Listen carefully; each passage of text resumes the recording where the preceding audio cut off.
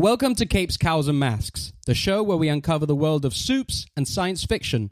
And welcome to our weekly spoiler review show of the latest entry into the Marvel Cinematic Universe, The Falcon and the Winter Soldier. Today we're going to be looking at the first episode of the show titled New World Order, directed by series director Kari Skogland and written by series creator Malcolm Spellman. I'm your host, Jake Hart. I'm a podcaster and writer for Fresh Take Hub, and as always, I'm joined by my fellow co-host. Hello, I'm David Osger. I am a writer and content creator, and very excited to be back for some Marvel reviews. Yeah, we had a blast with Tom on the WandaVision review episodes, so we thought we're going to spice it up a bit and bring on another guest for this show. So please welcome everyone, Stefanos Florakis. How you doing, Stefanos? Well, good. It's good to be here. Fantastic stuff. So, yeah, let's get straight into this then. Let's talk about sort of our relationship with these two lead characters before we get into the actual episode itself. So, Stefanos, I'd start with you. Obviously, you're a newcomer on the show, so I'd like the audience to hear your opinions on these two characters instead of listening to me and Dave rattle on about it for weeks and weeks and weeks. So what's your opinion on these two, and also what's your relationship with the MCU as a whole? Well, the thing is, I like both characters, and for many different reasons. One, both actors are actually very good. They're very charismatic, and they always had to bring something, not necessarily original, but definitely something charismatic. And especially when you look at a lot of the behind the scenes footage, you do see a lot of the humor they do bring out is something that they bring on their own. But also, I think one of the vital reasons why I do like them is because of their relationship with Steve and the fact that it was basically the heart of these films, and especially Bucky on The Winter Soldier and on Civil War. But to be honest, they very similar to how WandaVision were in the films. They were very limited to who they were, to what they could do, and because they were like supporting characters or even sometimes third characters, and didn't get the chance to really shine. Of course, WandaVision really were so much better in their own show, and I was really much looking forward to the same thing for this too. But as for my relationship with the MCU, I'm generally speaking positive, because what they have accomplished in this universe, in this franchise, is outstanding. It's something that we never expected we were going to have as comic book fans. And now that we do have it, it has become almost like a staple, not only to the fandom, but to the industry. I don't love all the films. There are some films that I love more than others. And sometimes I do find it a bit tiresome, especially some films where they kind of become the same over and over again. But so far, with the shows, I'm very optimistic, because this is something that I'm really looking forward for supporting characters such as Sam and Bucky to really get fleshed out. Yeah, I got very, very similar thoughts to you. But Dave, what do you think of these two? Yeah, like Stefanos, I've always really enjoyed them, I think, because of their links to Steve, because, Captain America is one of my favorites, and listening to these reviews and these shows, people might be like, is just every Avenger your favorite? Because I do say that, I like Wanda, I liked Vision, I like Hawkeye, he's getting his own series. But I think that's the reason, is that, I do like these more underrated characters, these ones who don't get as much time in the spotlight, because it makes them an underdog. So I think that is, a big appeal of those characters. So that's why they've given them their own series, because they're like, hey, they haven't had the spotlight before, and this gives them their own series. But apart from that, I think, with something like the Loki series, it's hard not to be excited and sort of into that. But say that they created a sort of series around one of the supporting characters from the Thor or Iron Man films, I would possibly be not as excited. But the fact that, Falcon and Winter Soldier, or sort of Sam and Bucky, are so integral to the story of Winter Soldier and Civil War, which are two of my favorite MCU films, especially Civil War, because especially Bucky, his part in that is really integral. And Sam throughout has just been a great character, and I think that that's evident in, like, you know, the on the left, you know, that's become like this big, you know, meme and, you know, gif that you see around the place. And I think that that's what you're seeing here in this show as well, is that the charisma, like Stefanos mentioned, from actors like Anthony Mackie, he's got such a charm and such a sort of wit and charisma to him that it really comes through on screen, and I think that's fantastic. So yeah, I've always really enjoyed these characters. I like them because they're linked to Captain America, but also because they're quite different and that they've got, you know, very great stories to tell. You know, with Falcon, they made the effort in Winter Soldier to be like giving him this backstory of, you know, he was, you know, involved in the military and he was helping people through, you know, PTSD with the army, which was really great. And obviously, you know, Bucky is just walking PTSD. So yeah, they've always made sure that these characters have something that makes them so more deep and fleshed out characters, which, you know, if another character from the MCU got a random show who hadn't had that before, then it would be less to sort of cling on to or to sort of work with. So I think that that's why this works. And like I said, because they've been such charismatic and enjoyable characters in the past. Yeah, I don't want to sound too repetitive here, but I sort of agree with a lot of what you guys are saying. That's not to say I like all the Avengers, but, you know, Falcon and the Winter Soldier, they're pretty interesting characters. And I think it's really interesting that they've paired them up in this show, because when you look at it, both of these characters couldn't be more different from each other. While if you look at WandaVision, there was that connection there between them, you know, all came from the Mind Stone and stuff like that. But with Falcon, he's a stoic, charismatic guy who's, you know, always wanting to do the best thing. And then, as you said, Dave, Bucky's just a walking PTSD. He's a case study in himself. So I love the Winter Soldier movie. I would probably say that is the MCU's best movie as itself, you know, as a film in itself. The acting, the direction, everything about it is just stellar. I thought the introduction of Falcon was a fantastic addition to the Captain America world. The Winter Soldier as an antagonist was just scary and brutal. And then to go into the further films and how Bucky becomes an integral part to Cap's story, I'm just like, oh man, there's just so much emotion here between these two that you just buy every step of their journey as you go through in the MCU. And it's interesting that we go back to Steve with these two characters, because he is the anchor between these two, because, as I said, they are so different. So it's interesting that they decided, you know what, let's make an entire show about two people who don't get on, really. Because I think that breeds for a really interesting show. You know, obviously, WandaVision, they're a relationship. It's going to be a completely different show. So, yeah, super excited to see where they go with this. And I think they've already planted the seeds of something really special. And I will say, when all these Disney Plus shows were announced, Falcon and the Winter Soldier was probably one of my least anticipated. I was just like, yeah, okay, like, it's sort of stuff we maybe seen before in the MCU, spy espionage, action stuff. So I'm interested to see what they're going to do, but it doesn't seem too groundbreaking. But from the first episode, there's a lot of thematic stuff here and a lot of issues that they're raising, that they're tackling. So I think in that aspect, it is taking the MCU in a direction we maybe haven't seen before. And the fact that it's a television show allows you the time and space to breathe with these things. So, yeah. I think it's also interesting, quickly, just bringing these characters together, because I think that there was an aspect, again, of WandaVision that made sense. You know, they're a couple in the comics and they, you know, had that relationship in the films. Whereas Falcon and Winter Soldier, although they're both linked to Cap, there was an element of, if you had a show which was just Darcy and the Hulk, or, you know, whatever, you know, it's that kind of like old gimmicky kind of like Superman meets the Martians, you know, this kind of like, you know, Flintstones meet the Jetsons, just like, oh, wouldn't it be fun if these two characters got together? It was that kind of, you're like, okay, well, you know, are they that linked? Because in their films, they only really shared a bit of a relationship in Civil War. There wasn't really much else apart from that. You know, they had that sort of look at Steve in the car when he was making out with his relative of some form, possibly.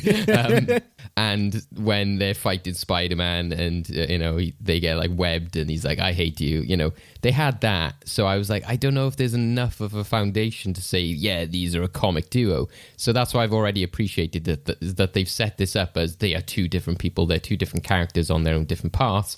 So they haven't brought them in like, yeah, they're both working for the military. They're both this dynamic duo. I like that this show seems to be bringing them together, because to me, I think it would have been a hard sell to say, yeah, these guys were always a duo. And it's just like, were they? So that's what I appreciate as well. I was going to say that I kind of agree with both of you, and especially with Jake, because out of the whole slot of shows, that was the one that I was least interested, because with the other ones, I could see something interesting and unique. With that one, I was afraid it was going to end up being the same things that we've seen in Winter Soldier and Civil War, which they were good on their own merit, but again, Marvel, I think, really loses it when they're starting really repeating themselves. But yeah, but there was some stuff in there I was really surprised, which we were going to talk afterwards.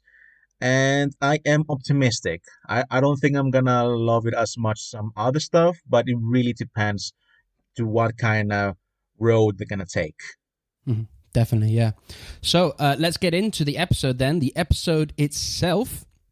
Stefanos, we'll go to you again first. What's your sort of overall big picture thoughts on this premiere episode?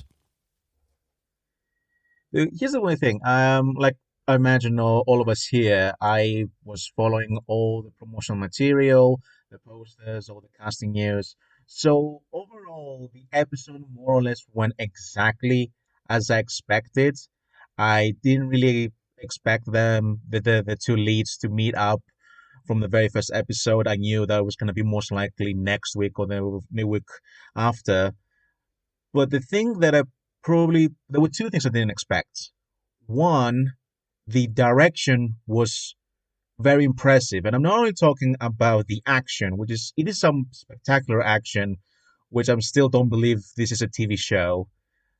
But also, I didn't expect some creative choices in the scenes with dialogue, and especially in the scenes with Bucky. The whole scene between him and his therapist, the very extensive close-up on their eyes. It was very interesting, something I did not expect from an MCU property, and it kind of very much reminded me of the director's Kari Skogland work in The Handmaid's Tale, because that's also another one. It's very impressive with close-ups and camera work, and that is something that she obviously brought up from there, and which it was very impressive. And the other one is the actual grounded level issues, especially with Sam trying to get a loan, and the fact that the blip has actually affected even that part of the world. And also the fact that Avengers don't get paid. And they should have, but they don't. Yeah, answer the question everyone was wondering. How do superheroes get paid? What are your thoughts, Dave? I had a similar thought. I was like, do they get paid? How does this work?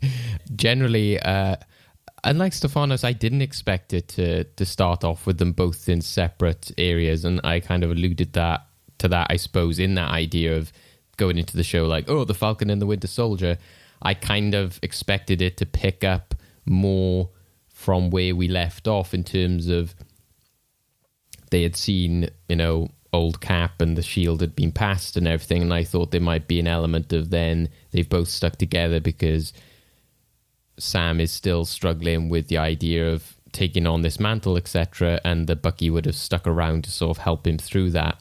So I was really impressed that they did go with the idea of like, this is where these two characters are, and it completely separated them, and it didn't link them at all. It was like, here's their problem, here's this character's problem, this is what they're both dealing with, and there's no shared element at all, which I think is good, because you need to sort of set up about why these two characters have their own journeys, their own troubles in the past, and their own problems that they're going to be dealing with throughout this. Because when you sort of give them a shared problem, it kind of takes away from the individuality of the characters. So I really appreciated that. And yeah, like Stefanos, I was really impressed by just how pristine and professional this was. I think in comparison to WandaVision, it's hard not to draw those comparisons. I said on Twitter, I think a lot of like traditional sort of MCU fans will be a lot happier with this. But at the end of the day, WandaVision set itself that restriction because it was being a sitcom, it was being a TV show, so it could never be a film because that's not what they were doing. So, and I think that the running time as well is interesting. We've been talking for weeks, when we were talking about The Mandalorian over on the Mandalorians about this question as to whether a longer running time or shorter running time works for the best or not. And I think generally they have proved that it does work if they want to keep it to a 30 minutes. But I did just so much more appreciate having this extra time, like Stefanos said, to just have a scene where somebody sat in a therapist's office just talking and just, Sam just seeing. Like, what I really appreciate about this is that something you don't get too much in the MCU especially is we got to see Sam's sister and his, nephews. Again, I might be wrong. I've not looked too much into this because I didn't want to go down the WandaVision route of this. She might have a history in the comics, but I don't care. I'm just like, yay, I'm happy to meet this new character who's not actually a superhero or has got some sort of secret history in the comics and all that kind of stuff. I'm just interested about learning about Sam Wilson, who's played by Anthony Mackie in the MCU. And I think it was really nice that we got to see, this is my family, this is my world, which we haven't seen before because, as we've said, they were supporting characters. So I really appreciated that level of detail. The action, as Stefano said, was amazing. It was crazy that, this is a TV show. And yeah, it just had a really filmic quality to it. And it was really professionally handled, really, well directed. And yeah, just give me a lot more than I was anticipating. I think the depth is what I was most impressed with this episode. It was just the emotional depth, and we'll definitely go into that later. And also just the overall professional aspect of everyone. I think all the actors as well seemed of that film level. It wasn't anybody who seemed to be sort of hamming it up or was a TV actor or anything like that. So I think that also worked to their advantage as well. Yeah, definitely. I think you hit the nail on the head. I was actually surprised with how much depth was in this first episode. Overall, I love this first episode, and I was thinking more like Dave. I was expecting this show to open much like it did with a big action set piece, but I was sort of expecting Bucky and Falcon to be together. They were on a mission. And I was even kind of thinking, is Falcon going to be using the shield? And then, the government say we need to take that away from you and all that. But it opened in a much more melodramatic way. And, Sam dealing with these issues, still feeling the weight of Steve's passing, you could say, and having the mantle with him. And then it's also really looking at the human side of these characters, very much like Wanda and Vision did, even though they're a witch and he's a robot. But these are actually humans. And like you said, exploring Sam's family is really interesting to see. They're going through real human issues. And it doesn't matter how many superpowers or how many gadgets you've got, you still go through the same thing that the day-to-day people go through. So, yeah, the acting is superb, I think. The direction is really well done. What Stefanos mentioned with that sort of close-up lens on their eyes, that was really jarring for me at first. I was like, whoa, that's... But then as I was getting into it, I was like, actually, that's really interesting. The MCU have never done something like that before. So it was an interesting take. And yeah, production quality is stellar. It really does feel like a film. And, that opening scene where Falcon's going through the canyon, taking out all the helicopters and stuff, I was like, man, I wish I could see this on an IMAX screen. That would be phenomenal. After nearly a decade of having Steve in front and center, we're finally getting to see Bucky and Sam get way more focus. And I think in the span of, it's the total running time of actual footage is 42 minutes. I think in those 42 minutes, we've had more development from these characters than they've received in the last however many movies they've been on. And that's thanks to really layered writing. And honestly, I think, I'll wait till the season's finished, but I think this is Anthony Mackie's and Sebastian Stan's best performances so far as these characters. And it is quite insane when you think that we've had Bucky for a decade now, and this is the most we've got from him. And Again, it's one of the things I said before that I have some issues with the MCU, and it was definitely one of those. Is the fact that we having these characters for so many years, and only just now we really get to know them. Mm-hmm. Yeah, I think when I was rewatching a lot of the films in build up for these series, going back to Captain America, it always was a kind of, oh, that's Bucky Barnes. It was always that kind of character in that film of, oh, look out for him, he's going to be the Winter Soldier. But there was nothing about Bucky in that film that actually made him Bucky Barnes. He was just there purely to sort of act as that build up to him being the Winter Soldier later on. Which I think is kind of fair enough. The interesting aspect of the character is, the Winter Soldier. I don't know, Dave. I would say he's like the emotional crux for Steve in that film, though. Oh yeah. I'm not saying I'm not completely ragging on his role in that film, but so he does play like a good part in it. That scene where Steve's parents have just died and he was there for him at that moment. Was that actually in Winter Soldier? I think it was. Forget that. So the Winter Soldier did a good job in that sense. No, but it was nice when they would go into the Stark, when they saw the Stark at the expo and everything like that, you got to see the contrast of their characters and that kind of stuff. But yeah, he did work well within that film. It's just like I said, is that we've never had this level of depth and layers that we've had before. I was so happy when Rhodey appeared. And I love Don Cheadle, and I did not expect him to be in here, or at least not in the first episode, and I want more. Definitely, yeah. Sure. That was a really nice surprise as well. I did not expect to see him in this. They've already hijacked the plane. We're gonna need to call some people.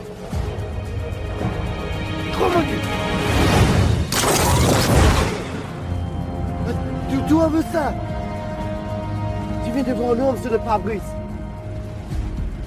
Oui, c'est moi qui tuerai.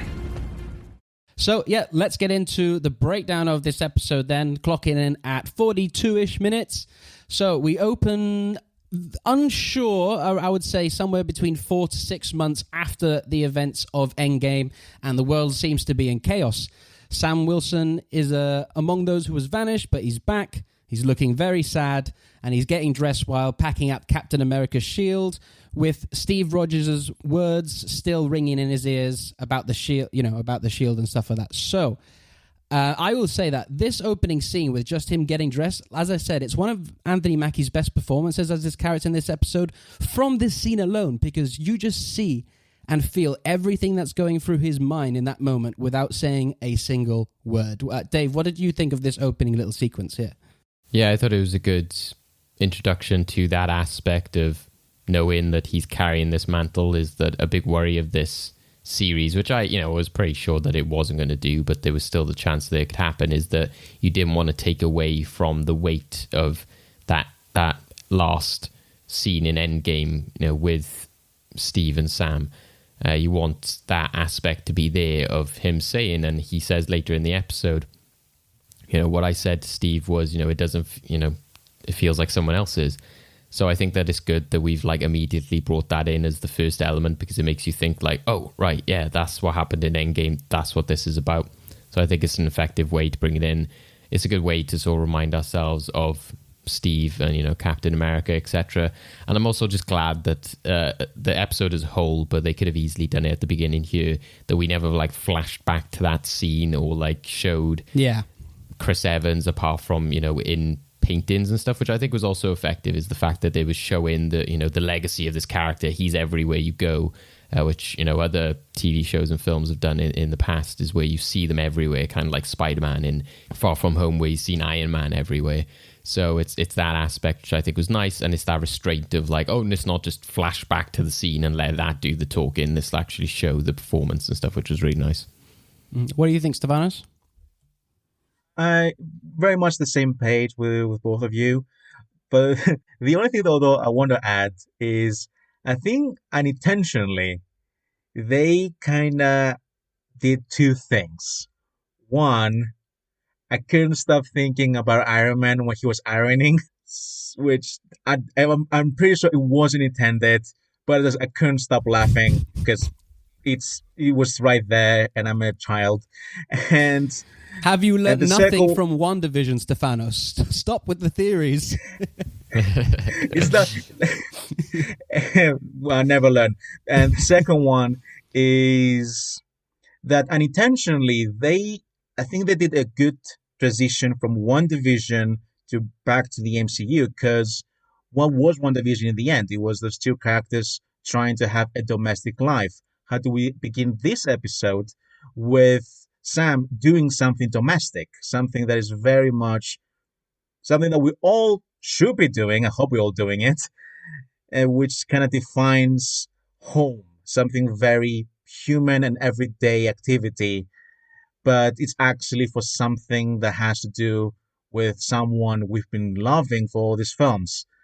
And I'm pretty sure it was in those two cases, and I hope not for the Iron Man part. But if the latter one is true, then well done. It's because I do think WandaVision unintentionally became a very good way to start Phase 4, because it's a combination of both mediums. And this kind of transitions the full completion of TV being equal to the films. And it also shows Sam as, like you said, about that grounded character. Is there something like homely that we all do? I think he's always been that kind of character, isn't it? It's like in Winter Soldier when Cap and Black Widow sort of like hide out at his house and everything. There's always been that sort of like homely nature to him in terms of giving like Cap the list of things, adding to the list. And he's always been a down-to-earth sort of character, and he's sort of always been there like, oh, yeah, there's a guy flying around as an ant and a spider now. He's always sort of looked at it from the sort of average Joe level. So I think that sort of linked in with that as well. I also think it's really interesting that you mentioned, like, the domestic side of things, because that opening scene is domestic in itself in the feeling, but this episode anyway, and I'm pretty sure the whole series is going to be that, feels very globetrotting. I mean, we're in Tunisia, we're in Switzerland, we're in Washington, do you know what I mean? It feels very spy, espionage, globetrotting type of film, and I think you can clearly see they wanted to make this a film, this big, epic type 6-part film, basically. Yeah, I did feel like it was kind of like a Falcon film for for quite a while, which was great as well. And I'm glad that, again, it's, at the beginning I was kind of worried that he was getting ready to go to like some sort of like Cap funeral or something like that. And I was just like, are we going to go there in terms of just being like, oh, let's repeat, the end of Endgame, that kind of thing. So again, it's glad I didn't go there. Also impressed that the title card is so subtle on this. It's not kind of, we obviously, we probably will talk about it, but, the end credits now famously with MCU is all kind of like, whoa, big flashy stuff. But I kind of appreciate that these shows are setting up that the star title is usually quite subtle. I don't know if they did it here, actually. Again, one of those stupid Disney Plus things. But it makes me laugh when, like, the title cards come up, like on The Mandalorian, and it says skip intro. Like, what? Skip, like, 6 seconds of, words on the screen. Like, what? Yeah, it's stupid. Disney Plus has got some weird things about it, man, as a service. But we'll talk about that another time. But we didn't get Cap's funeral, because that would be a very somber place to start this episode. Instead, we open with what we've sort of seen snippets in this trailers, this big action explosion sequence of Falcon in the canyon. So he's aboard a US Air Force plane in full Falcon gear. He's being briefed on the LAF. So they're some sort of terrorist criminal organization, and they've kidnapped a liaison, and they're trying to get from Tunisia to the safety of the Libyan border, where the US military won't be able to intervene. There's a lot of exposition in this opening sort of thing right here. I'm hoping every episode, either it's the beginning of the episode or the end of the episode, we do have an explosive action scene like this, because it's really well done. It wastes no time getting Marvel fans who sort of maybe missed the blockbuster action of WandaVision. It's really well directed, and Anthony Mackie, he looks really comfortable as the lead role. Do you know what I mean? He's this kicking ass, setting aside any concerns I had that he maybe wouldn't be able to carry the show because he was a supporting character to Steve. So from this first sequence, I'm totally on board with Anthony Mackie carrying this show. And it was also really nice to see the return of Batroc the Leaper from the Winter Soldier. Stefanos, what did you think of this explosive opening sequence? Okay, I did not expect the Leaper. Again, like similarly as I did with Rhodey when he appeared and started cheering, this one was like, no, they didn't. they brought this one bloke with the soldier, which good way. I mean, is the one thing that the franchise is really good at is continuity. So I do like that, and it kind of like it's very similar to the opening of the Winter Soldier when the Cap goes to the boat to do the rescue mission and fights the Leap. I think pretty sure that is what they're trying to do. It's very similar to how Cap at that point he was Captain America. They're proving the point that Sam is worthy of the title. And yeah, the action was great. I loved all the POV shots because point of view shots are very difficult to work, to be practiced, and actually work, basically be executed overall. So I was very impressed by that. And okay, even though the physics of it doesn't make any sense at all, I did not care at the moment because I was having fun. I could see Sam having fun. And there were a couple of times where I was gasping, thinking that he would get hurt. Of course he didn't, but that does show how well the whole thing was constructed. The fact that even for a split second, I thought that he was going to hit the helicopter and die. Mm-hmm. Yeah, what do you think, Dave? Yeah, I think like you guys, it's a great way to open the show. And the fact that, like we've already mentioned, is that because Winter Soldier and Civil War start with very similar action scenes, it puts you in that frame of mind. And I think that because obviously the Russos then went on to do the Avengers films, then that sort of Russo political thriller aspect or tone is kind of affiliated with the MCU as a whole now because they've done so many of the films and they've done the Avengers films and they were the most recent. So I think that that's where people would watch this and go, oh yeah, I feel at home, I feel cozy that this is the MCU because it has been traditional MCU in a lot of ways. For me, I think, typical, generic MCU can be more kind of sometimes your sort of Ant-Man, Thor 2 kind of stuff. But the higher grade stuff tends to be, your Civil War, Winter Soldiers, which is why this is operating on that high level, which is great. And it's why it's great that they brought in that director, because obviously with an experience of shows like Handmaid's Tale, you're going to get that sort of more gritty tone to it, which I think is great. And yeah, I just had fun with this. Like Stefano says, a lot of it doesn't make sense, but I was still watching it like squirrel suits. I love stupid things like that. Man. They're just flying around canyons. Hey man, like physics is not one of the MCU's main concern, I would say. No, exactly. Yeah. Well, it's like Spider-Man, isn't it? It's just like that thing doesn't obey the laws of gravity at all. Also, I have already grown a very, very strong attachment to Red Wing. And I am like, when people, they saw the little droid in the Star Wars Jedi Fallen Order, people got really attached to that little droid. People got, I'm like that in Inside Out when people say at the end when the boyfriend machine makes the boyfriend, he's like, I would die for Riley. I'm like, I would die for Red Wing. Like, he is so cute and all he is just a little drone. But it's just the way he goes around chirping and just being so useful. I was just like, nothing better happened to this freaking drone. Okay? I was going to mention Red Wing because I was going to say he's so cute, yet he kicks enormous amounts of ass. Like those machine guns coming out of him takes down a helicopter. He was just... Exactly. And it's also because we only got to see a little bit of him in Civil War, so I'm really glad that we get to see Red Wing do more cool stuff. And that it seems to have a personality, it obeys what Falcon says. Because he doesn't have to give it orders. He's like, "Can you go sort that out?" And it just goes off and does its thing. So yeah, that was really nice seeing Red Wing doing a lot more. Yeah, he kind of had he was a part of Civil War, but he wasn't so much in the Avengers films. So, but it did always feel like there was that connection with Sam there, because as we mentioned that line, I think the other day, wasn't it, in our chat, where it's just like, go ahead, pet him, cute, with Black Widow. So there was always that bond there, which I was glad to see come back, and I hope is fleshed out throughout the show. Maybe this show should just be called Falcon and Red Wing. We'll see.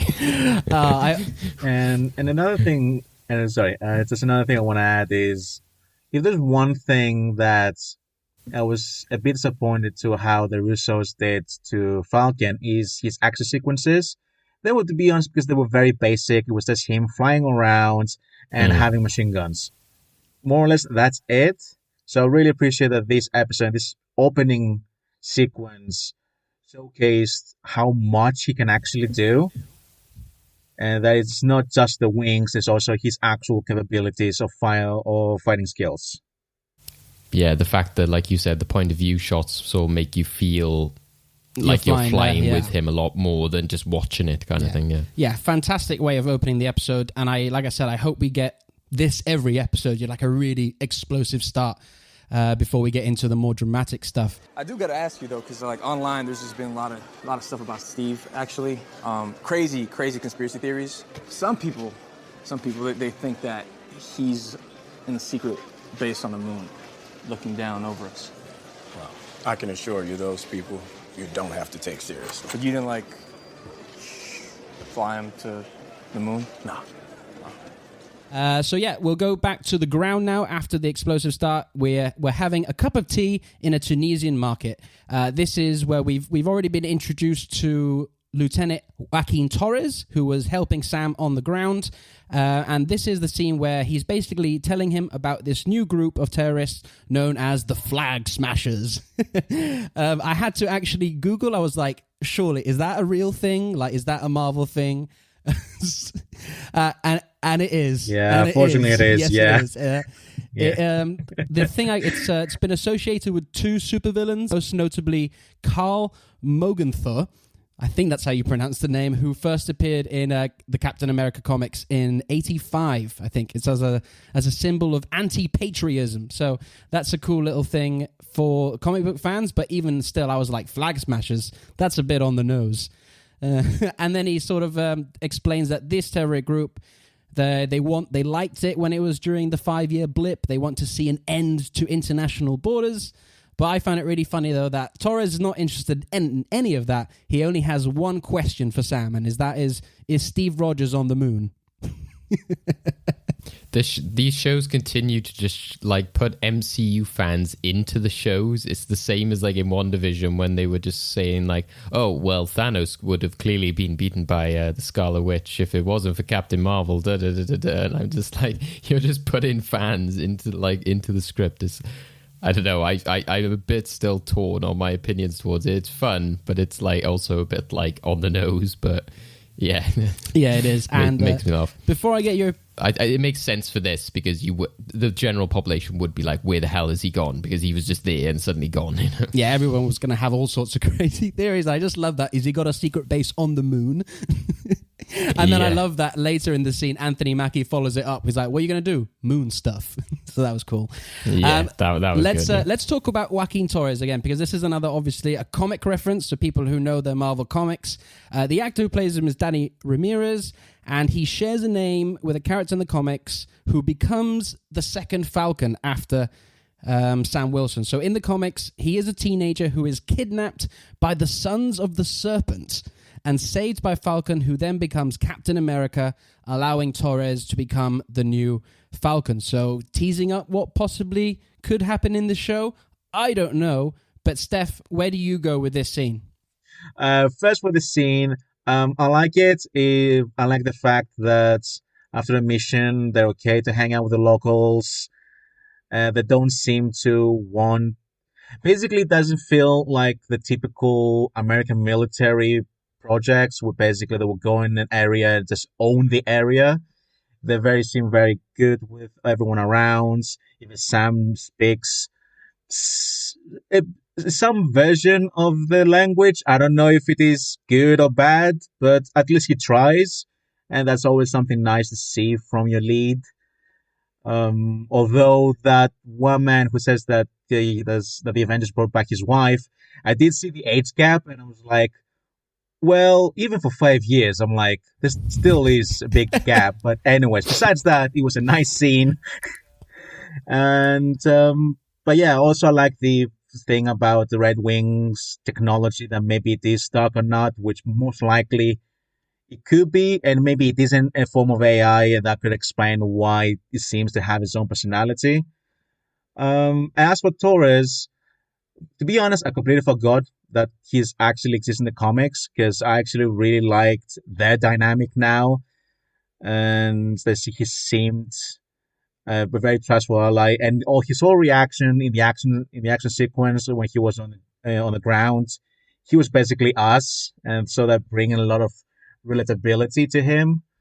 But yeah, but as for the flag smashers, um, don't know yet. I'm waiting to see what else they have, because obviously the whole thing about a world without borders is obviously part of the propaganda, but I want to know if that's actually what they truly believe in. It's interesting because unfortunately we do have that kind of groups in the real world, so and especially unfortunately, again, unintentionally, the whole bleep kind of is an allegory to our current situation with the pandemic. So I am curious to see where they're going to take this and how much association we're going to have with our own real lives. And as for the pandemic stuff, there is something later on with Sam and the bank, which is actually very true to what we're dealing with the financial situation. But that's something we're going to talk later on. Yeah, I mean, with the follow-up scene as well, with Sam and Rhodey having that conversation, I was scarily relevant to today's world. Dave, do you have anything to say about Torres and this sort of little interaction with them? Yeah, like I wasn't as familiar with the character of Torres, to be honest, but I was just happy again to sort of see this new character, and so again, what I said earlier seemed to be played by a sort of like movie-level actor. So this is Danny Ramirez, which I thought I sort of recognized from somewhere, but I looked at his IMDb and I haven't really seen him in anything. But, I'm excited to see if he carries on. I think it's kind of like a situation like with Ant-Man's daughter. It's, she's stature in the comics and everything, but it's again, they're not there like building it up like in Iron Man, be like, next time, baby, I think if it happens, yeah, fun, but I'm not going to be here like, yeah, the end of this show is going to be him turning into the Falcon. So he seems like a really good character. I think he's played well. I do have to laugh going on his IMDb page because he's got one of those real, like, actors or like my range, he's there like black and white sort of shots. One of those headshots, yeah. Yeah, it's a Ralph Boner kind of, headshot. But I'm interested with the Flag Smashers. I'm not, too fussed on the name. Saying it sounds goofy as hell. I said to you and Tom that it sounds like a Halo online gaming team. And I don't know, it's just... I think it's interesting. I think the aspect of like they support what Thanos believed. I think that's really interesting. I can see that happening. I can see people being like, "Yeah, he was right. Only 50% of the people should survive." Hey, there's man, a lot of people in real life. I was gonna say, there's people in real life who are like, yeah, Thanos is right. Yeah, well, he, in some ways, he did have a point. That was the the interesting thing about that film and about his goal, but. So I think that's believable. I think that the border aspect of it, like, a world without borders, I think that makes sense, kind of. But I just don't buy completely into it yet at this stage of the story, because my only problem with the whole effects of the blip or the snap, which I've said before, I really wanted them to go into, and I really love that they're doing that, because they did that with WandaVision when we saw Monica come back. And we're seeing that here, so I'm loving all of that. But the only problem I've had so far is that we haven't really seen... We've heard a lot about the ramifications, about people who've lived through it, but I don't really see anything visually that the world was different. Like in Endgame, we saw those boats in New York. So is it just we're meant to believe that as soon as they all got snapped back, yeah, everything's back normal now? It's like...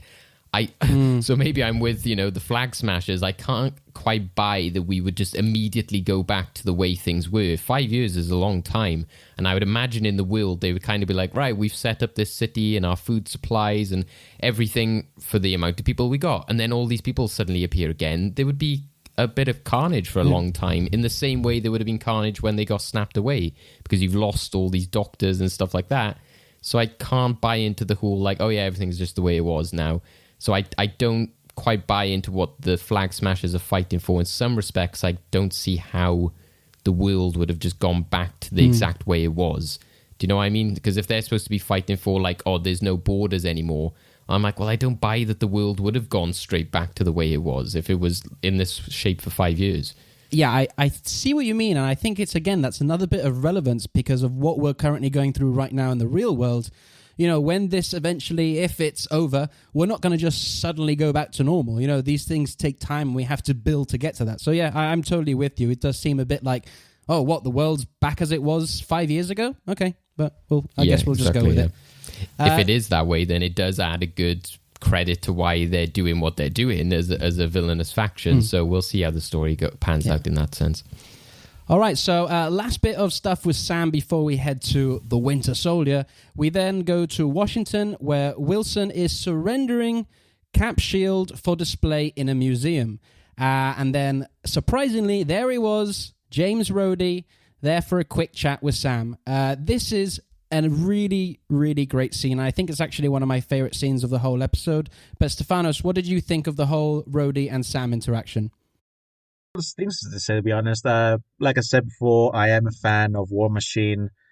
Not necessarily, mostly because of Don Cheadle, because I am a fan of his work, but also because he always seemed to be the person of reason for Tony in the first two films, and to see that again, not only the reason, but also kind of like moral friends for Sam, for someone who's already very positively has a very positive morality, but to have someone like him, someone who's, to be honest, more successful than Sam, like he has been in the army longer, higher ranks, but there is something far more relative, and to be honest, it has to do very much about race, because obviously in the end, when he calls him brother, it means different things. It means brother at arms. Second, because they're both Avengers. And third, because they both know the struggle. And most likely there is a part of them that they knew that their own government most likely wouldn't have been very forth with Sam as the choice, unfortunately. And as well as see at the end of it, that is very much the case. So, and it is a very good conversation. It really brings back the conversations that Sam had with Steve in Winter Soldier. And the fact is that out of all of them, possibly out of the whole country, who the only one who really understands Sam is Rhodey. And like David said before about what happened during those 5 years, I think the best one to show us, or at least to show to Sam, is Rhodey, because he's the one who survived during this time. And the little snippets we see in Endgame, he does say that he's actually one of the main people who was trying to keep the world together. So I do hope we see him more. And in the end of the day, I really agree with Rhodey to what he says, and I do hope to some capacity to be more involved in the whole situation, or at least to see his point of view about the new Captain America. Yeah, I think there was also talk that this could possibly lay the seeds for Rhodey's series, Armor Wars, I think there was some talk about that, but I'm not entirely too sure. Dave, what are your thoughts on this really good scene, I think? Yeah, I really loved it. I thought that it brought that movie level tone as well, because Rhodey has been a character since the beginning of the MCU, whether it was with that actor or not. He's pretty much been there since the start. Next and time, I think baby. I think that adds to the sort of gravitas of the role, is that just like if Nick Fury shows up, then you instantly go like, oh wow, this is really leveled up. Like, wow, you've got Sam Jackson. So I think, again, probably helps that Don Cheadle is such a famous like Hollywood actor as well, that he's been around for years and years, which again is no sort of disrespect to Anthony Mackie or Sebastian Stan. It's just that he's been working longer and he's been in much bigger Hollywood films for years before they sort of got their break. So I think that adds to it. And like Stefanos, I liked this combination of characters. I think that makes a lot of sense, is their relatability, because apart from like the whole military aspect and everything like that, I think it's interesting because their history in the films is that, they actually were opposing sides of civil war, and they, we saw them sort of argue about it when they had that sort of team meeting, when they were deliberating whether they signed the accords, and Sam was against it, and Rhodes was in support of it. And the fact that Sam is somewhat responsible for Rhodes's disability or his injuries as well, which I think is interesting, because that came from that situation in which Sam was flying away, and even though it was Vision that hit him again, it was still because he was chasing Sam in that plane and everything. So I think that that's interesting as well. And also Rhodes understands that aspect of being the companion to the bigger hero, to this sort of egotistical character. He was there with Iron Man, so he understands what Sam is going through and carrying on a mantle. And he was the Iron Patriot as well, so he has had some sort of experience of being an icon for American patriotism and all that kind of stuff. So that makes it resonate a lot more when he's saying that the world needs this right now.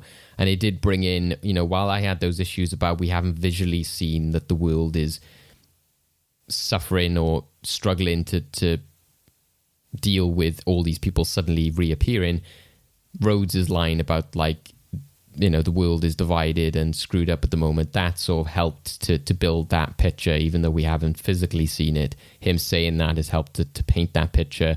And it does make sense, is that, again, it adds to what I was saying. If the world was like that for 5 years, well, once it all comes back, there is going to be a lot of problems.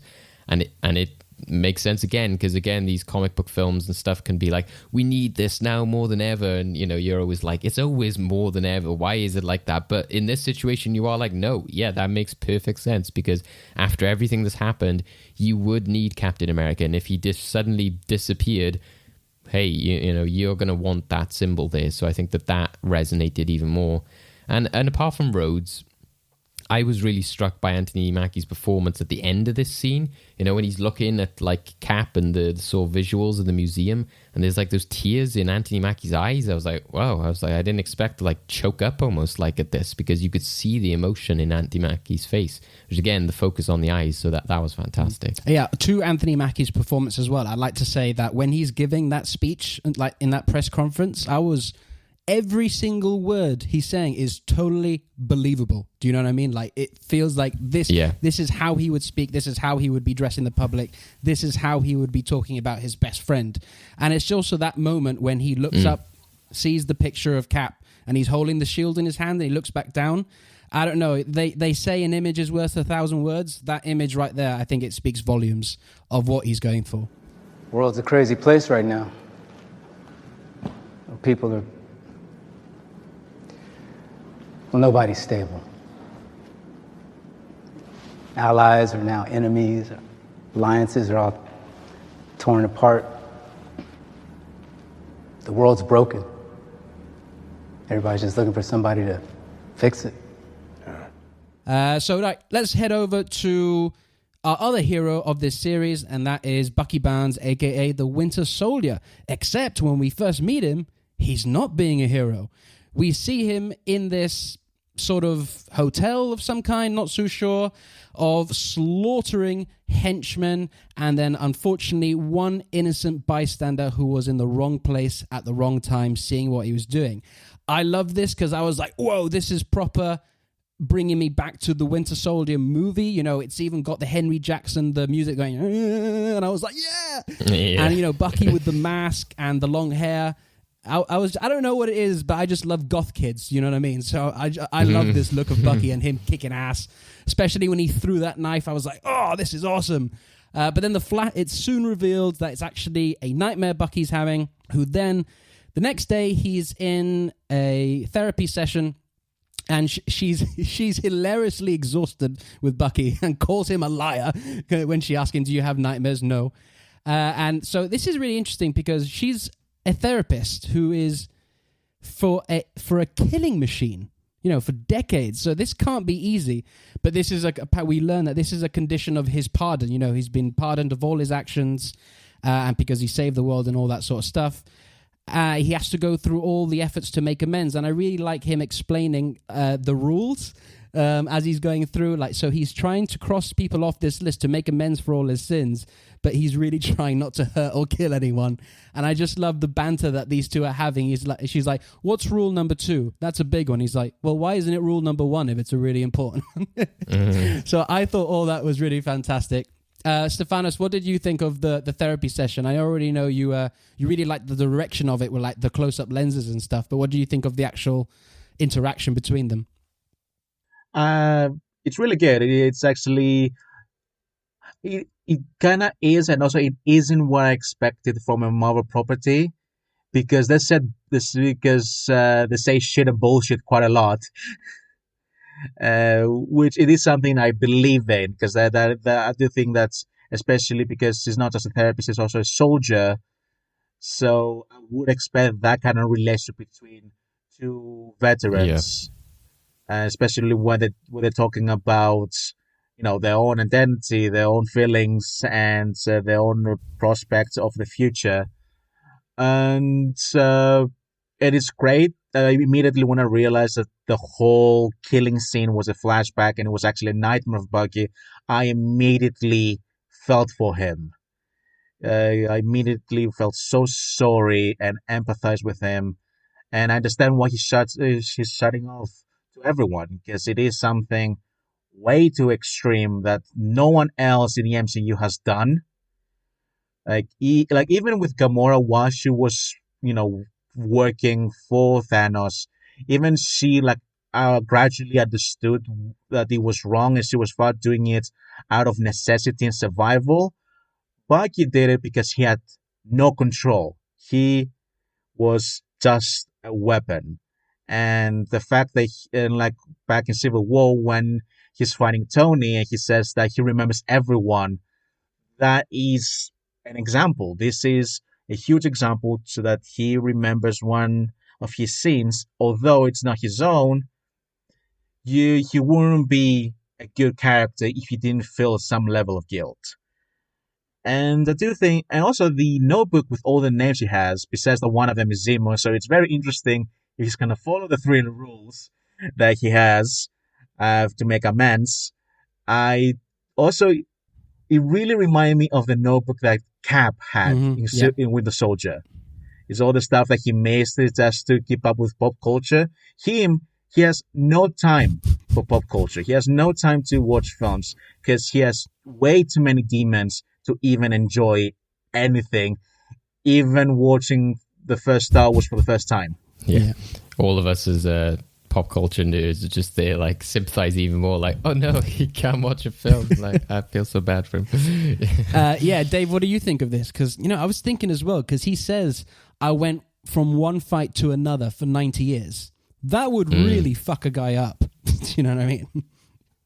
Yeah, and just the way he said that, you know, he had that little bit of peace in Wakanda, it made me feel really bad for him, because, again, it's good that the MCU is not trying to fluff up, you know, aspects that they've done. They're like, oh, he's okay now because he had some time in Wakanda. You don't want to just...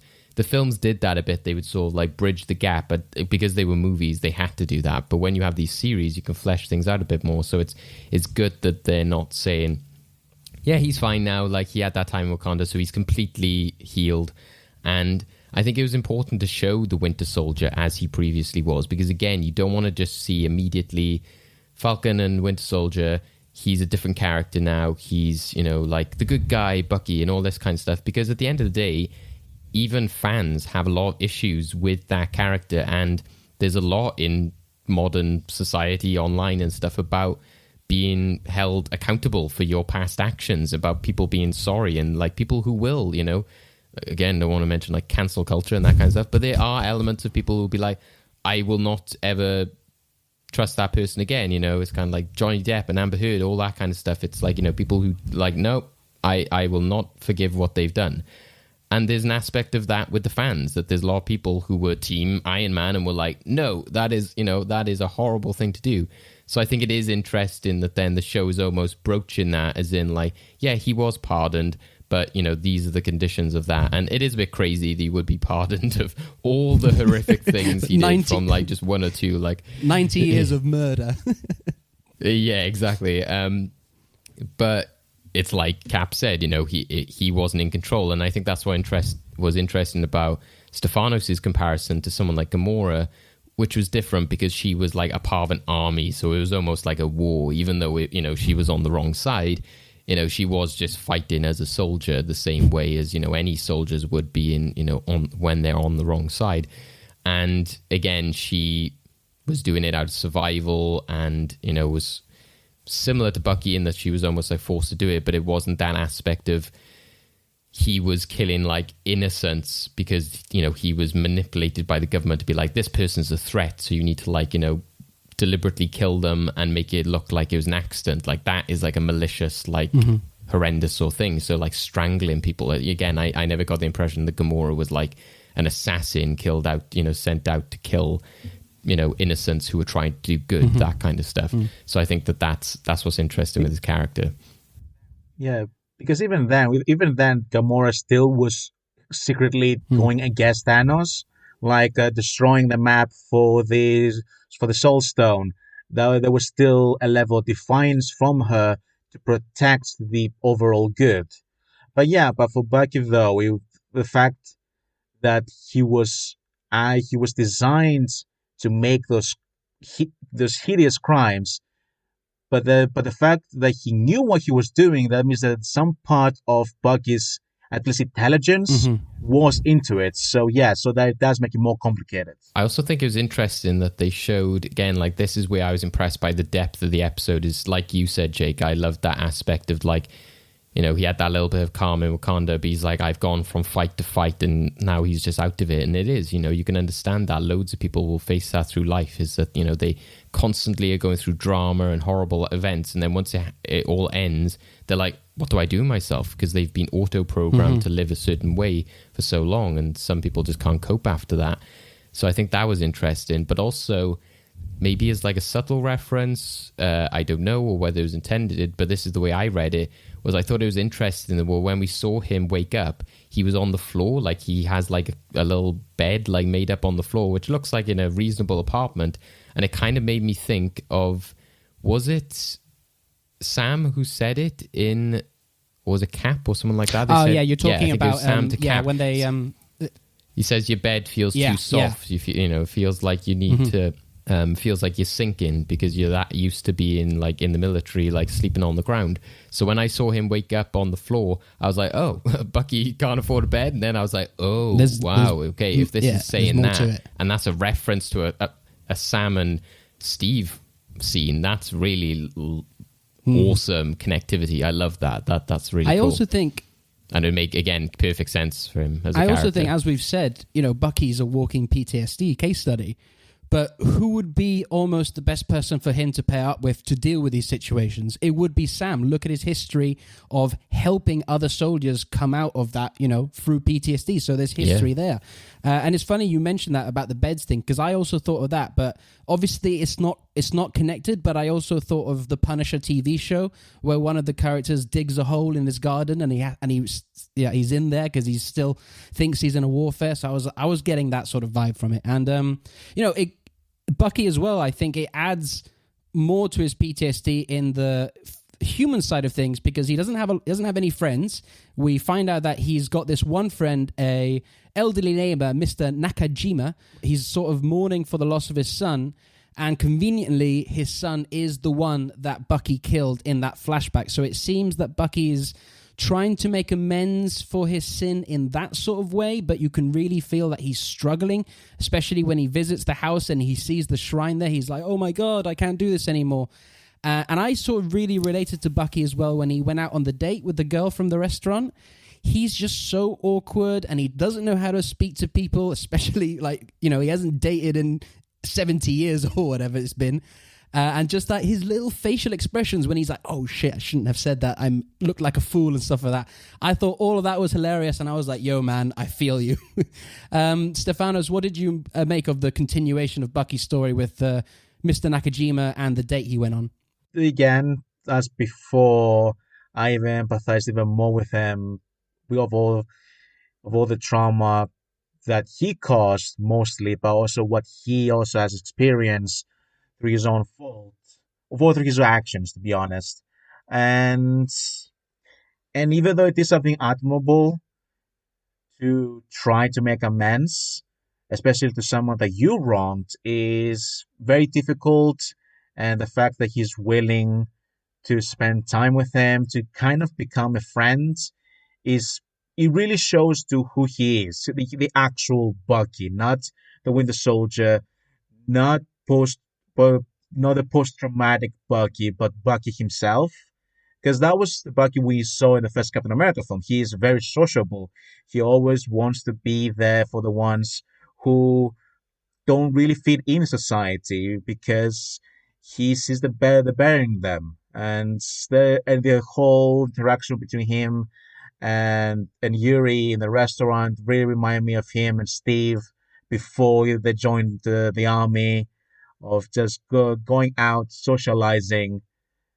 And yeah, but when the realization happens that of realizing that, oh yeah, it's the father of the guy that he murdered all those years ago, it brought a new level of stake to the show.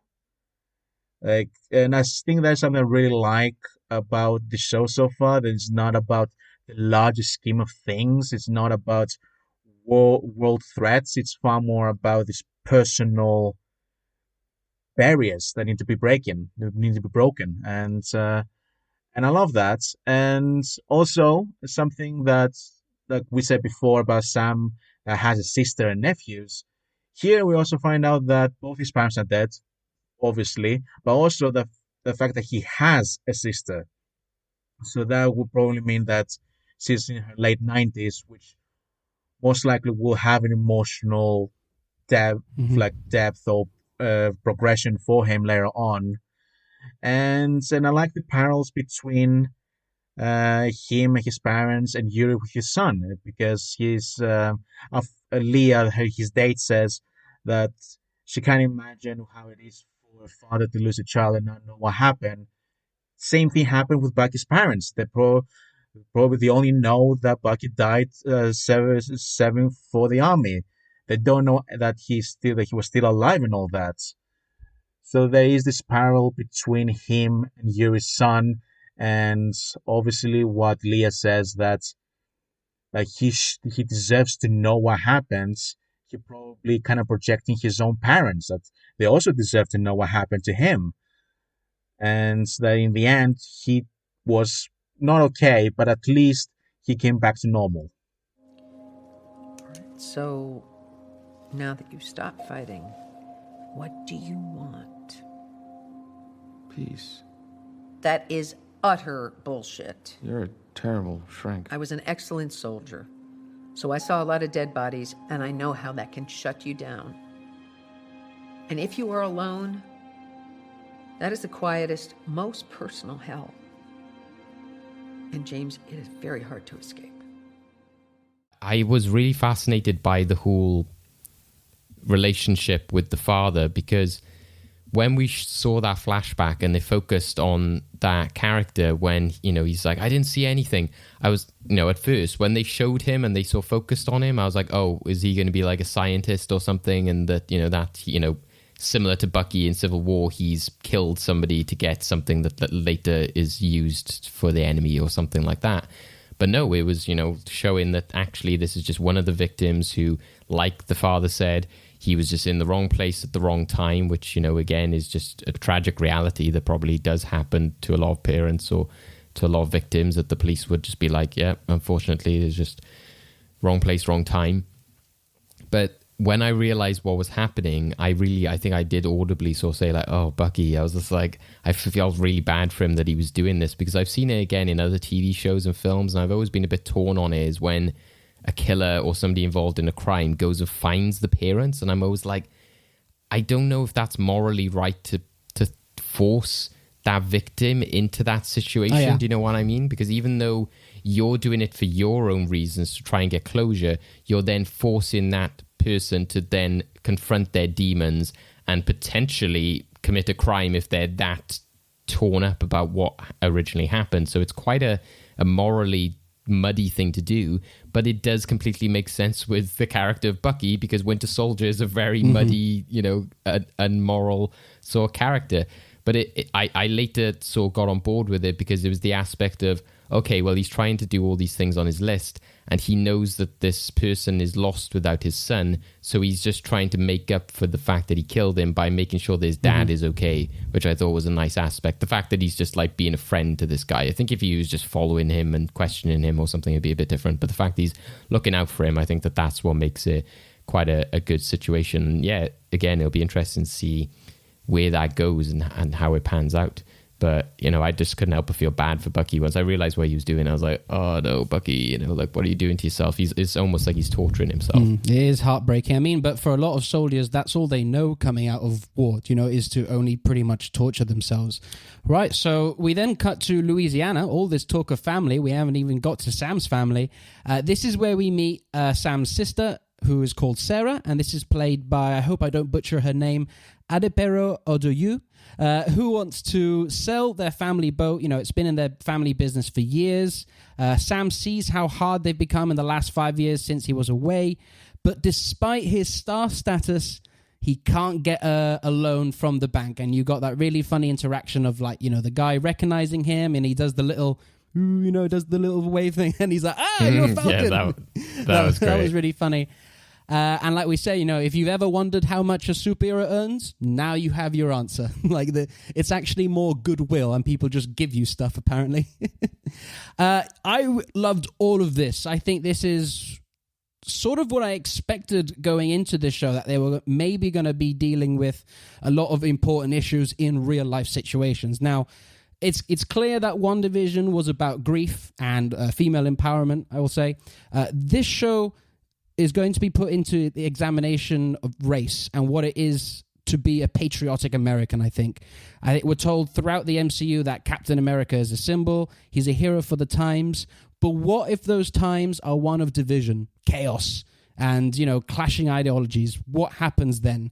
So I think it's important to bring these issues up, because it just goes to show that no matter who you are, even if you have $1 million or you're a superhero, that the race problems in America are very, very much real. Stefanos, what did you make of Sam's family and then the bank scene and all of that? Let me be sidetracked and just to mention, there's one film last year that was released on Amazon Prime called One in Miami, and in that film, basically, it was about 4 black legends back in the 60s of America, and even though all 4 of them were beloved by most people or had some level of influence, and even some of them were very rich, they still had difficulty to fit into the overall society. And there's one specific scene with one of them talking to a member of his community, and the fact that that member was saying how much he admires him, that he's proud to the community and everything. But when it comes for him to come into the house, they're saying, no, we don't allow black people in the house. You know this rule. And that kind of really reminded me that, of course, in a more watered down way and far more to current times. But it's true. Like, that does happen, especially to war heroes or veterans, or even sometimes actual celebrities, which they don't get the chance or equal chance to other people of other peers of them, mainly because of the race. And you can see it actually how Falcon speaks to the bank manager. He speaks to them as a celebrity, trying to use that fame. But in this situation, it's not only just fame. I mean, he literally is one of the few people who saved the world a couple of times now, and he still doesn't get it. Of course, the bank manager does not say why, and because but most likely it is both to do with the matter of race and class discrimination, and it was, and I like how they handled it, because they did not say it. They didn't say it was that. No, you kind of need to figure it out yourself. So some of the cues, some of the reactions from all three people in the situation, and you can tell there's something more that is presented, and also the absolute vanity of that guy just asking for a selfie right after he denied the loan. Yeah, and then Falcon's reaction, like, really? And another thing that, like I said before, about unintentionally, our current times have really made this very true. When it came to the point of you have no income in the last 5 years, how the hell can you have an income if you don't exist? It's not very far off to how we're dealing right now, because also so many people don't work at the time of the pandemic because they can't work. And of course, and I can imagine this will be a problem later on in the next couple of years.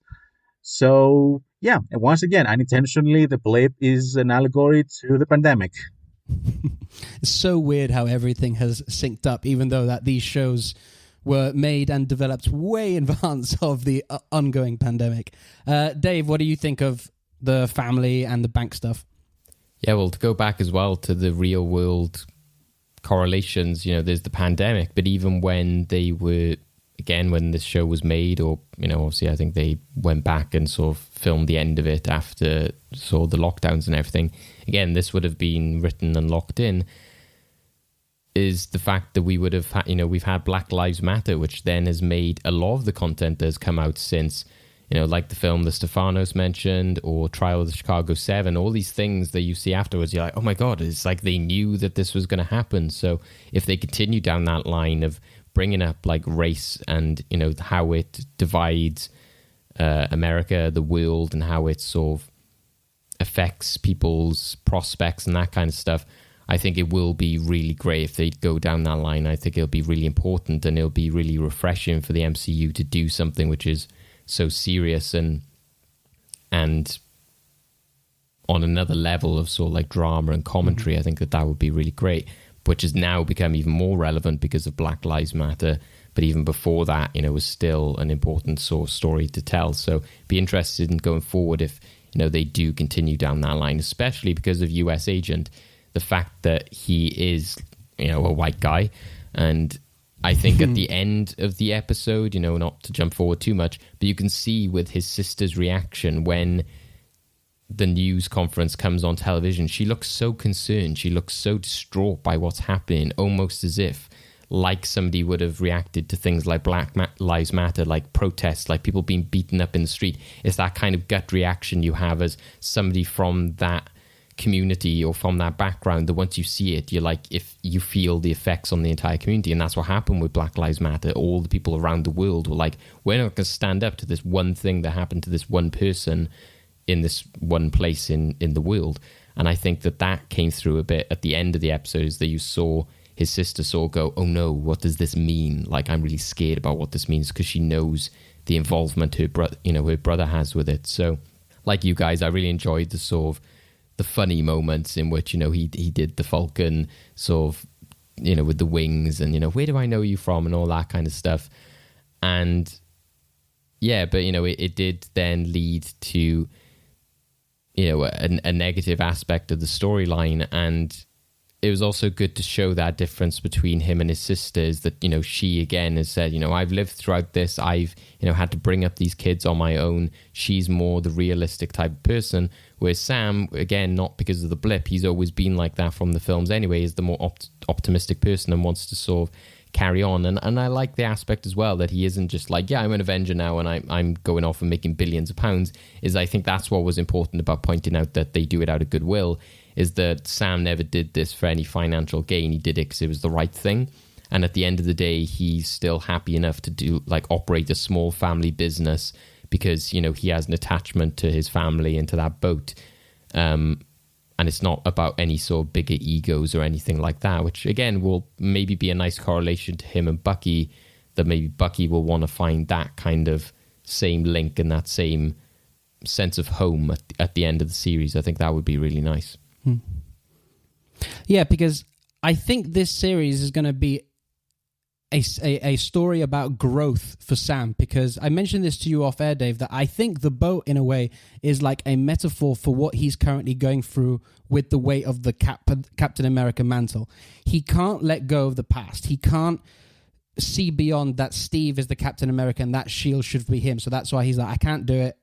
I'll pass it to the museum. It's the same with the boat. He's clinging on to the past, while his sister, it seems she's the more reasonable one, is like, look, I'm earning only, what she says, she's like, I'm earning 5 every day and spending 10. Do you know what I mean? I need to sell the boat to keep this family business alive. So I think he needs to learn something important here about growth, about letting go of things and overcoming that. So, and I think it's parallel with his journey on being the mantle of Captain America as well. So I think it's really interesting, and I hope that gets further developed. So the globe-trotting epic adventure continues as we then head to Switzerland, where we meet up again with Torres, who, as we discussed earlier in the episode, he's trying to get closer to the Flag Smashers, which ends in this big street fight, getting his own ass kicked. He had a little camera there that was recording the whole thing, and he sends this all to Sam, revealing that he's concerned about a disarmingly strong new supervillain on the streets. But then we get to the big sort of cliffhangery, sort of like, oh my gosh, sort of moment in the episode. It's Sarah then rushes into the room, turns on the television. There's a press conference going on, and it's introducing a new Captain White America. Stefanos, what did you think of sort of the Switzerland thing and, the Flag Smashers and all of that, and then ending this episode on the reveal of the new Captain America, who I think probably in the show later will be referred to as US Agent? Well, for first, how nice of the Flag Smashers to have their own Pokemon Go. Yeah, I thought that as well. I was thinking that when I saw it. I was like, are they just playing Pokemon Go? Is this like the Torres is going to be like, is this the Flag Smashers? No, this is a raid on a Pikachu den. although to be fair, it is actually quite clever. Like I will have to give it to them, the way they did the robbery with all the masks. It really reminded me of Point Break and a bit of some other classic heist films.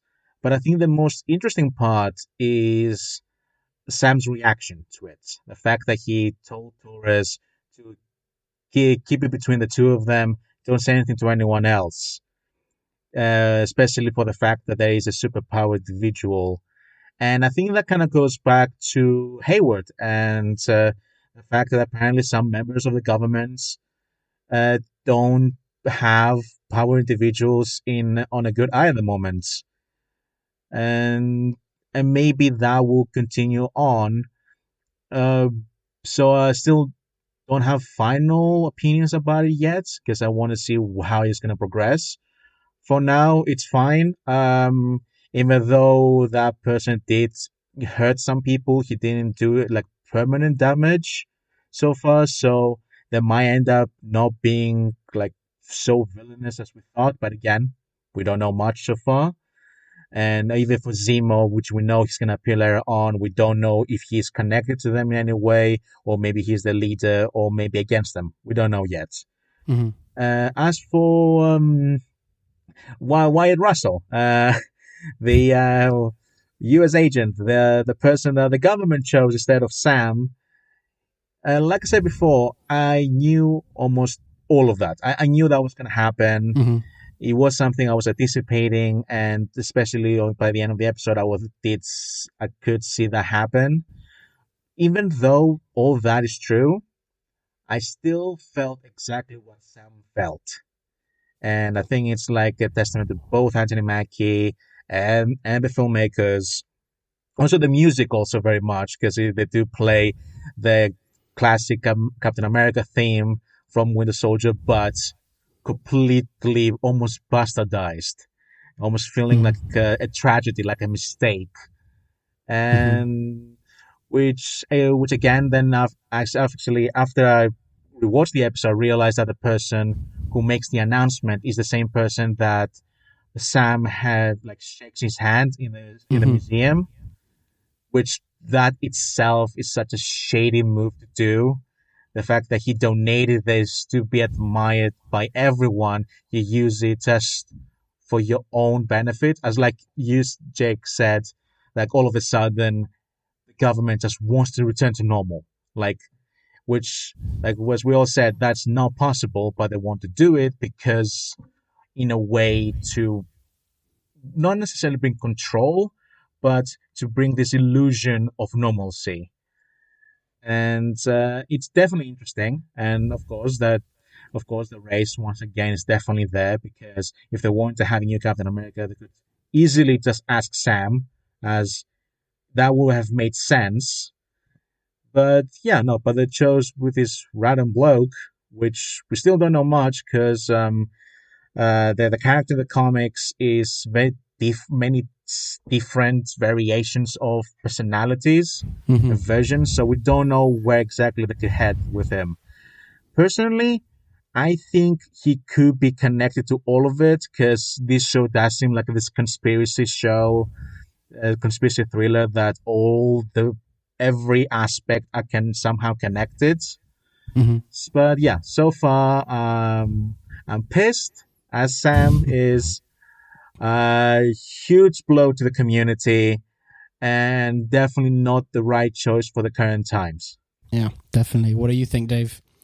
Yeah, I thought it was a great way to end the episode. Like Stefanos said, like the music did a lot to add to that as well. I think that it's really interesting that, you know, you've got this character put in the mix here like that, because as we mentioned, you know, it can add to that story of, you know, race and, you know, the government's intervention. And as soon as I saw that character where he was like, thanks, you've done the right thing, Sam, and I was like, is this guy going to be evil? And it was like, yep, he is, you know. And yeah, again, I got I'm Hayward vibes from him from the beginning. Exactly. I was very much getting Hayward sort of vibes. And again, I hope it doesn't go down the line of just like, oh, more, you know, sort of mustache twirling, I'm going to shoot some children kind of stuff.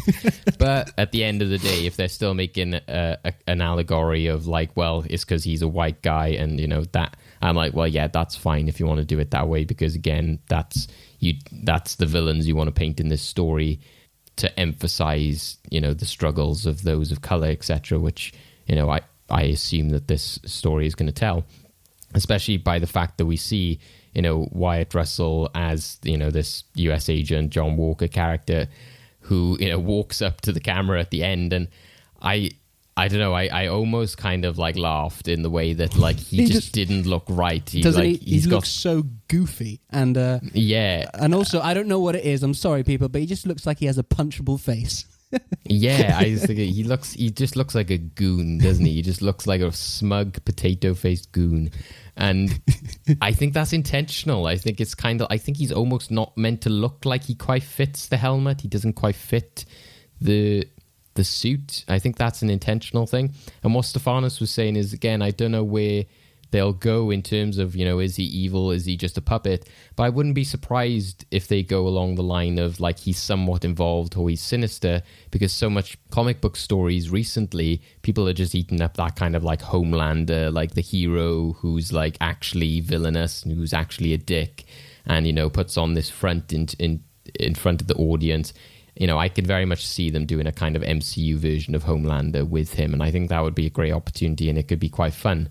Maybe they won't. Maybe they'll make it more the government side, and he is just literally the puppet. But I think we've seen similar stuff to that in the MCU before, so I would want to see him be more like, no, I'm actually just a douchebag kind of thing. I think that would be quite refreshing. And why did the government choose this character? Again, if it's just because he has, you know, a appealing face, then, you know, it's not as interesting. Whereas if it is because he is like dangerous, and, you know, he is, I don't know, maybe we could even say that he is got somewhat white supremacist tendencies, then that would be a huge, you know, message and, you know, commentary to make about the type of people that the government employ for law enforcement and for protecting people. I think that would be a really, really impactful commentary if they make him, you know, a racist or something like that, again, as we've seen with Homelander and those kind of characters. So I think that would be interesting if they go down that line. Again, I'm not putting too much expectations. I think it was a good way to end the episode. I said when we watched WandaVision, I was a bit iffy on the end of the first episode. It didn't really give me enough to sort of be like, yeah, and let's get straight on to episode 2, because they released them as 2 episodes. Whereas this, I felt that like it was a really nice package. It was pretty much perfect in terms of how they balanced everything in terms of the characters and story, and they ended in a really satisfying way. I'm interested to see how the Flag Smashers will progress, because like you said, in the episode they were like, oh yeah, that guy's strong, and I was like, I hope he's not just strong, because he just literally booted somebody into like a lamppost. It looks like he's like superhuman to me. So if he isn't, then that's just ridiculous. Well, I was going to ask this because with that guy being super strong and US agent, this new Captain America, have they been injected with the super serum?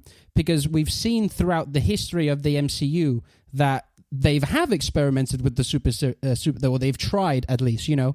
Bruce Banner obviously tried, and then it turned him into the Hulk. You know, Thunderbolt Ross used it in the Incredible Hulk, or a variation of it, which turned Blonsky into the Abomination. So have they been injected with the super serum? And also, how tainted is it? Is, you know, the taint of the super serum going to make them evil? Do you know what I mean? Like, or is it a way of controlling these people? So I think we need to know that as well. Like, who is this guy, like super strong, like Captain America? Or is he just, you know, a military guy sort of type of thing? So I think the serum is floating about there, or else why would one of the leaders of the flag smashers? I can't say that name seriously. No, it's silly, isn't it? Yeah. We need to come up with a better name. The flags. It's funny you mentioned that, because that's what Sam says in the beginning. He's like, what, bad guys coming up with bad names now? Yeah, exactly. So yeah, I think it'd be really interesting to see how the super serum comes involved in this story as well, because I think it has to have an element to play. Well, we know Zemo's coming as well, don't we? So the fact that Zemo has previously been involved with the serum to a degree, because there was just the great fake out of Civil War in which they were like, oh yeah, he's trying to like bring about these like multiple Winter Soldiers, these like, you know, Ultimate Warriors, and then it was just the fact that he was just like, yeah, I just wanted to shoot them all in the head, and you were like, oh, right, that's really cool. So it'd be interesting if he then somewhat turns around on that stance and goes, actually, I do want to use it for my own gains, or if he actually stays true to his word and is just like, no, these people are dangerous, I don't want them to live. I think that could be interesting to see if he has a part in that and what his moral stance is on it, considering his past experience with not wanting to unleash that kind of carnage into the world. But again, he's maybe a different person after everything that happened in Civil War, and we know that Bucky is gunning for him and is after him. And I think there's also interesting that I think Kevin Feige, etc., have said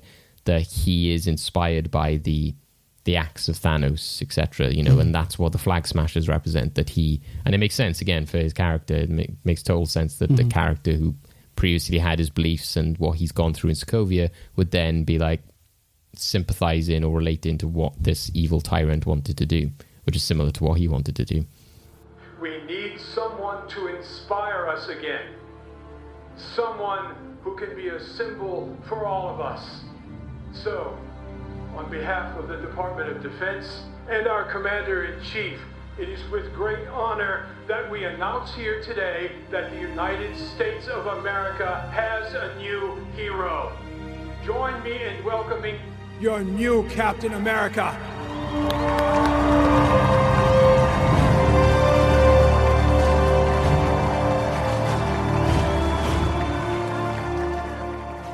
Let's finish off with final words on this show. On this episode. Stefanos, I go to you. What do you have to say about this first episode, and what do you think is going to happen next? I was very much expecting all the things that happened. I didn't expect the depth of the quiet moments. Even though it was a longer episode than we're used of with this show so far, when it came to the personal moments, I didn't feel any differently than I did before with WandaVision, because I was so invested in them that I didn't realize that half an hour just passed by. I hope they keep it as personal. And if there's one thing I hope for the story, is to have a very good plot. Because that is the one thing that a lot of spy or action shows fail after a while, when they don't have a very strong plot and mystery to keep it going to the very end. So even though I do say that I think all these storylines will converge to each other, somehow connected, it's far more based on my personal will that I want it to be like that. because then is, I think, all of the whole mystery will pay off better. But again, I'm trying not to think too much because, unfortunately, all these theories, they kind of ruined for a lot of people the experience of WandaVision, even though WandaVision was never that. So even if the show ends up just being, unlike WandaVision, just a personal story of these two people, I'll be okay with it. Yeah, I'm pretty much in same with you. Like, I think it's a riveting new entry to the MCU and more exciting than I anticipated. You know, as I said, it was one of my least anticipated of these Disney Plus shows. But with this first episode, I was hugely impressed with the amount of depth and also the stellar action in it. You know, some really, really good character development. Like, these two underrated characters finally get some shine on them after years. You know, it's got a spectacular story, and it's got a story that I think is sure to keep audiences engrossed over the course of the next 6 weeks. Like, pretty confident Marvel Studios is going to have another hit on their hands. But Dave, what do you think of the first episode? Yeah, like you guys, I think that, you know, I'm really looking forward to seeing where it goes. Like Stefanos, I hope that they keep it grounded and sort of like about these two characters, which from what we've seen, it seems like that they're going to go into the dynamics we've seen from the trailers. There's that whole sort of, I think the therapist like ends up talking to them. Is it the same therapist? I think so, yeah. So go back on the trailer. So I think that that's interesting, that, you know, it's going to be talked about how they hate each other. We've seen that, you know, they're having that fight on top of the lorry and all that kind of stuff. So I think there's going to be a good balance of action and drama, and kind of like, you know, why I've mentioned with like Homelander and stuff, like The Boys, you know, I don't mind if they have one of the episodes is more of a kind of like talking, going through the emotions of the past and that kind of stuff, and then another episode is more so like a mission kind of aspect to it. But like Stefano said, I think that it, you know, it will have to have some ramifications. It can't just be kind of like a one and done, like, oh yeah, you know, like we sorted that little problem out before it become too big a problem. I think that, you know, it does need to have a good story, a good plot to it, and I think that they got all the pieces in place to do that. I think that, you know, already, you know, Carrie Scogland has shown that. I think the fact that you've got like three of the most compelling characters in the MCU, including Baron Zemo, because of, you know, why he did what he did in Civil War. So I think that they could really go with some interesting commentary with that alone, but also all the real world reflections. So I hope they go with that. I hope that they don't just kind of skirt around it. I hope that they really go for it. Or I'll respect them and appreciate them a lot more if they do. I'm not saying I'll hate the show if they don't, but I think it would be a missed opportunity if they don't really go for a big sort of message with this, which I think would be great. And by the looks of it, it looks like they're doing something special already. So yeah, I'm happy to go along with the ride. I think it's been really impressive. I think it worked really well as a tight, you know, sort of 40 minutes. And unlike, again, like WandaVision, you know, I felt that it did justify that end credits a bit more, even though, you know, we joke that it's like 5 to 10 minutes long. I kind of did feel it earned it by the end of it. I didn't feel I was like, oh, you know, 20 minutes for then like 7 minutes of credits. It's still a bit ridiculous for 40 minutes, but I felt that maybe because we've already had like the Civil War and Winter Soldier credits, which are similar, so there's that familiarity there. But I felt that there was a bit more of an aspect of, because it's a spy thriller, it kind of made sense with the credits, and you were seeing clues and the posters. It kind of fit in with the general aesthetic of the entire thing. Maybe WandaVision just needed to have more sitcom-y related kind of stuff to make it all tie together. So I think that is interesting. And also there's a few things in there which I thought was like, ooh, you know, like we saw the Winter Soldier, the words, the trigger him, like peeled behind like some posters and stuff like that. And the fact that Zemo's coming up, I'm like, oh, you know, is that going to come up again? Is he going to trigger, you know, Bucky? I think that, you know, would be interesting as well if we see the return of those, you know, the book, you know, and all that kind of stuff. I think that would be quite cool. So yeah, I'm really looking forward to what's to come, and yeah, I can't wait to sort of break it all down and see what we get next week. Yeah, exciting stuff. So let's get out of here then. So thank you everyone for listening so much to this review episode. We always appreciate people coming on board every week to listen to us speculate, theorize, and geek out about all the cape shit that we love. So before we get out of here though, Stefanos, where can people find you, and would you like to let them know of anything you're getting up to at the minute? Yeah, you can find me on Twitter at SY Florakis. And you can find a lot of my work on Fresh Take. I have a couple of reviews for 2 episodes of WandaVision that we did back when the show was on air.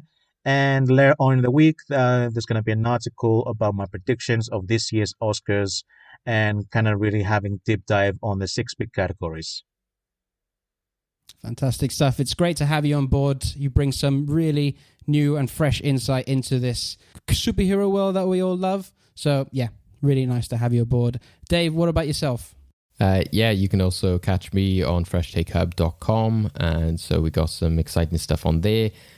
In the last episode I was in, I teased about my video essay, which is now out. So if you love all that Marvel stuff and cape shit, as we often refer to it as, then please do go to youtube.com, check out Fresh Take Hub, which is the channel. And I've got my first video essay on there, which is Spider-Man, the First Avenger. So if you're a big fan of the Sam Raimi films, or you're a big fan of the Tom Holland films and you just want to be offended, then go check those out. Go check it out. I had a lot of fun making it, and yeah, hopefully a lot more stuff like that to come soon.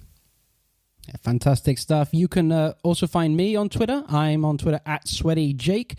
And you can find Capes, Cows and Mask on Twitter at Capes, Cows and Mask. And we are also on Facebook. Be tuned because we got a lot of exciting stuff coming down your way. This week alone, we've got our spoiler review of Zack Snyder's Justice League with special guest Rob Ailing. That's really exciting. Can't wait for you guys to listen to that. And we've also got our weekly news shows where we'll be breaking down all the news, and also with Tom Gapper giving you our weekly comic pull list. So that's really exciting stuff. So if you're enjoying this review and all our other episodes, please listen and subscribe to us on Anchor, Spotify, Apple Podcasts, whatever you use. Definitely leave some stars, leave a review. It all helps us go up in the rankings. And the best thing you can do is actually share this podcast and tell all your friends this is the Falcon and Winter Soldier review show to be listening to. So we'll see you all next week. Once again, thanks for listening. Stay safe, everyone, and take care now. Bye-bye now. Bye. Bye.